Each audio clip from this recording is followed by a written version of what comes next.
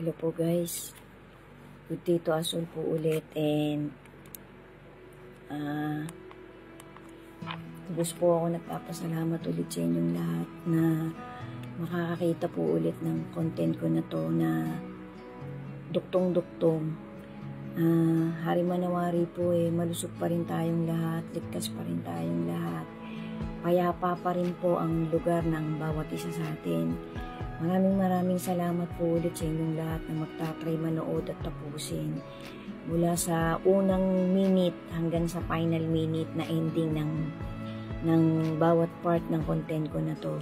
Bali WWTH po Season 27, Book 8, bali Part 32. Part 32 na guys. Tinatapos ko po itong hinimay ko na tungkol talaga sa magkapatid na si Kuya Jesse at saka si Simon Dasilot. So, ang nangyari po, nung dumating po ang Panginoon dun sa Pool of Bethesda, medyo peace off po, medyo parang masama po ang loob at parang patang-pata at pagod na pagod si Kuya Jesse na nakahiga sa semento, na may latag lang siyang maliit na banig dun sa kanyang pwestong yun.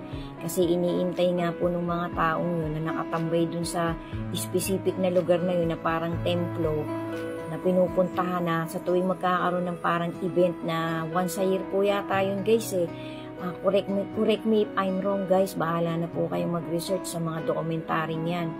So ito po ay nakalagay din sa love letter ng ating Panginoon sa New Testament, na ang lugar po na yun, yung Pool of Bethesda na yun, pinuntahan po talaga ng Panginoon yun. Meron po siya dong pinagaling ng bulag na inano niya yung mata, meron din po siya dong hinawakang pilay, meron po siya dong pinuntahang mga paralitiko. Pero ang specific po talagang dokumentary na to na napanood ko, pinuntahan po talaga ng ating Lord Jesus yung taong yun at sinabi niya po sa kanyang mga kasamang apostol. Tatlo nga po yun, si Peter, si John at saka si Matthew. Nasabi niya yun, tinuro po, iginanon po ng Panginoon yung taong yun. Nakikita niyo yung taong yun, yung nasa pwestong yun. Yun ang pinakamatagal na nakatambay dito sa lugar na to. So paglapit po nila doon, bago po nangyari yung vision na yun, si Simon po, pinuntahan na niya yung kuya niya. Sabi niya po dun sa kuya niya, kumusta ka na Jesse? Ginanon niya yung kanyang kuya kasi pareho po silang matanda na Si Simon po nasa 40 years old na po siya. Ang notes ko po dito, ito po yung notes ko guys. So, ang notes ko po dito magpo 40 years old na si Simon. Tapos si Jesse naman po ay magpi 50 years old na. Binata na po si Jesse, si Kuya Jesse nung nagkahiwalay sila. Teenager pa lang po, adolescent pa lang po si sobrang bata pa po ni Simon. So bali ang nangyari nga po, ginugol po ni Kuya Jesse ng halos 25 years, more than 2 decades ng buhay niya na nakatambay sa dun sa pool na yun. Sabi po sa kanya ni Simon, pinuntahan kita ngayong araw na to kasi gusto ko nang magpaalam sa'yo kasi yung last time nag-iwan lang ako ng sulat pero hindi ako nagpaalam sa'yo. Alam ko naman na nandito ka lang halos taon-taon nadidinig kong nandito ka na, hindi ka na umalis dito. Umiiyak si Simon nung kinakausap niya yung kuya niya, tapos umiiyak din si Jesse. Binasa po ni Jesse yung maliit na love letter sa kanya ni Simon na nagkahiwalay silang. Umalis nga po si Jesse, si Simon, tulog pa si Kuya Jesse niya nung time na yun na 2 decades ago, more than 2 decades ago ang hindi nila pagkikitang magkapatid.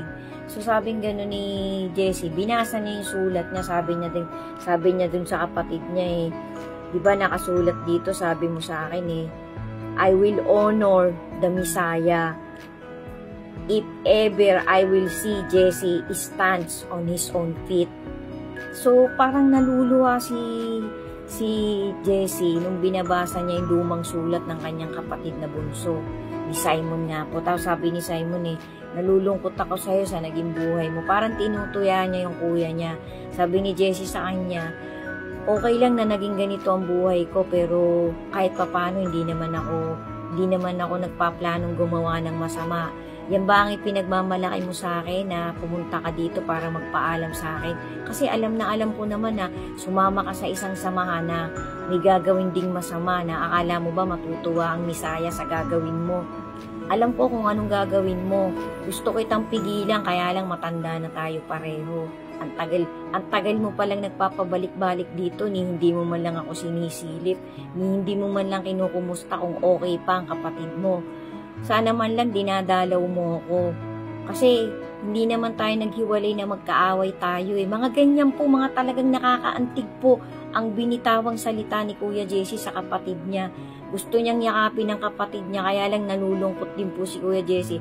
Kasi ang naging pananaw na po ni Simon, ang perspective po ni Simon parang puro na lang po galit, maghihiganti siya sa mga kababayan niya. Yun po ang itinanim sa kanya ng samahang pinuntahan niya. Kasi nga po, yung mga tao po noong unang panahon parang ano po sila, parang nagalit po talaga sila sa mga maling nakita nilang pamamalakad ng gobyernong nakagisa ng kanilang mga ninuno.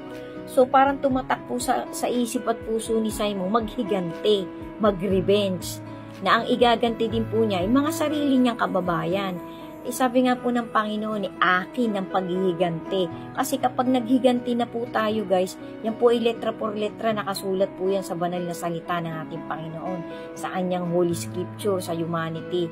Kasi kapag gumanti ka na, ano pang ganti ang hinihintay mong gagawin ng Panginoon para sa'yo? Kasi sabi nga po ng Panginoon, lagi kang magpipigil ng galit mo. Huwag lulubog ang araw na galit ka pa rin sa isang specific na tao. Kailangan magpapatawad ka. Kasi baka kamatayan mo na may galit ka sa puso. Yan po ang itinanim ng isang matuwid din na mangangaral na talagang sinalita po yan ng ating Panginoon. Nakalimutan ko na po, pero nakalagay na rin po yan sa mga content na nagawa ko na talagang ang Panginoon ang magre-revenge, hindi tayo.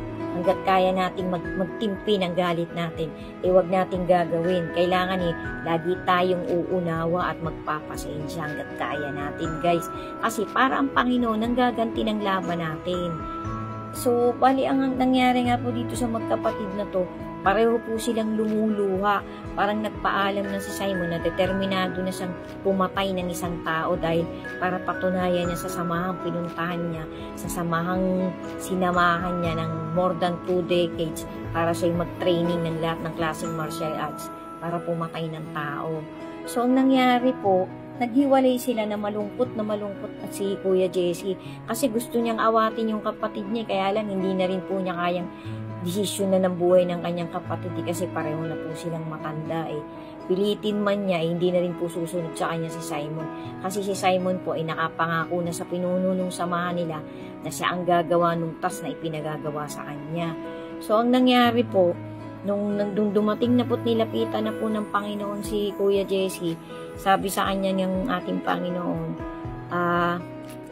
anong ginagawa mo dito? Tinanong siya ng ating Panginoon.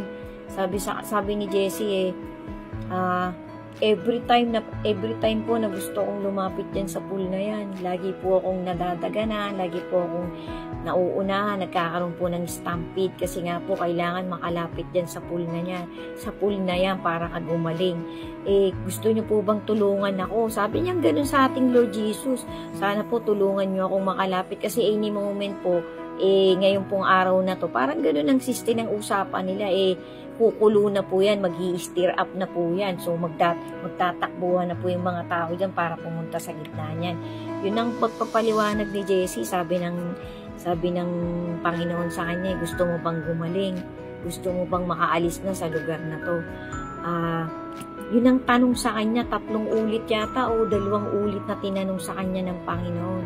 Sabi niya, gustong gusto ko pong gumaling, kaya nga lamang po, wala pong tumulong sa akin para buhatin ako ng dire-diretso dyan sa gitna niyan Sabi ng Panginoon, hindi kita tinatanong kung sinong tao ang tumutulong sa'yo para makarating dyan. Ang tanong ko sa'yo, gusto mo bang gumaling?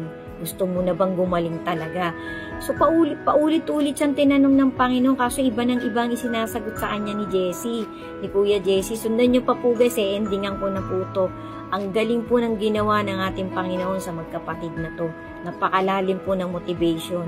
To God be the glory po. Thank you po for watching. Be steadfast in your faith to our Creator and be alert and always pray a lot. magtiwala po tayo sa magagawa ng ating dakilang Diyos at ng kanyang bigatin sa may kasunod